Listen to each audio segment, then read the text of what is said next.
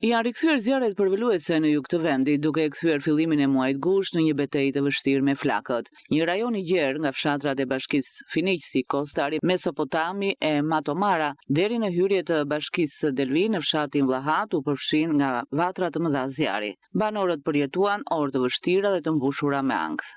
Në momentet e para, shumë prej tyre u përpoqën të mbronin vetë banesat dhe pronat deri në mbërritjen e forcave zjarrfikse nga Finiqi, Delvina, Saranda, Konispoli, si dhe të strukturave të mbrojtjes civile, policisë së shtetit dhe forcave të armatosura. Në disa momente, sidomos në territorin e bashkisë Finiq, flakët rrezikuan të dilnin jashtë kontrollit dhe t'u afroheshin banesave. Situata u përballua falë koordinimit të gjitha strukturave të angazhuara në terren. Vendimtare në izolimin e zjarrit ishte ndërhyrja nga ajri. 3 helikopter punuan pa ndërprerje në kushte të vështira, mes temperaturave të larta dhe terrenit të thyer, duke bërë të mundur frenimin e përhapjes së flakëve drejt zonave të banuara. Pas një operacioni që zgjati për orë të tëra, zjarret u vënë në kontroll. Dita e sotme është paraqitur e qetë, ndërsa situata po monitorohet nga strukturat përgjegjëse, siç konfirmon edhe nënprefekti i Sarandës, Kristaq Kiço.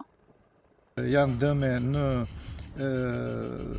pemtari, në ullinj, të cilat kuptohet që bashkia do organizoj verifikimin në vend edhe do shikojmë se sa është dëmi konkret.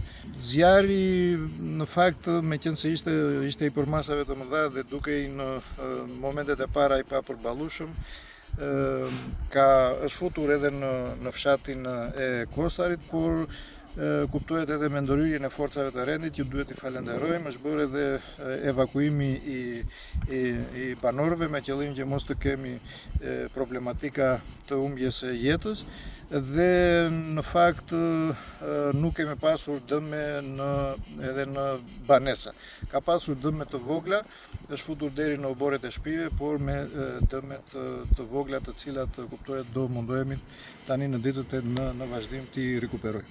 Meqense më jepni rastin të bëj një apel për banorët që ditët në vijim do jenë shumë të vështira, edhe lajmërimet edhe nga meteorologjia janë për një kujdes të shtuar për shkak të temperaturave të larta dhe të errave të cilat do fryjnë gjatë gjithë këtyre ditëve. Duhet treguar një kujdes maksimal që njerëzit të shmangin në mënyrë të prerë vendosjen dhe përdorimin e vendosjen e zjarrit në kudo në çfarë do lloj ambienti. Ajo që duhet theksuar dhe e kemi diskutuar edhe dje me gjithë strukturat, është problematika që krijojnë linjat e tensionit, meqense linjat janë për një periudhë dekadash që nuk është bërë rekonstruksion i atyre, por edhe zjarret e vitit të kaluar kanë dëmtuar linjat, izolatorët dhe të gjitha këto shkaktojnë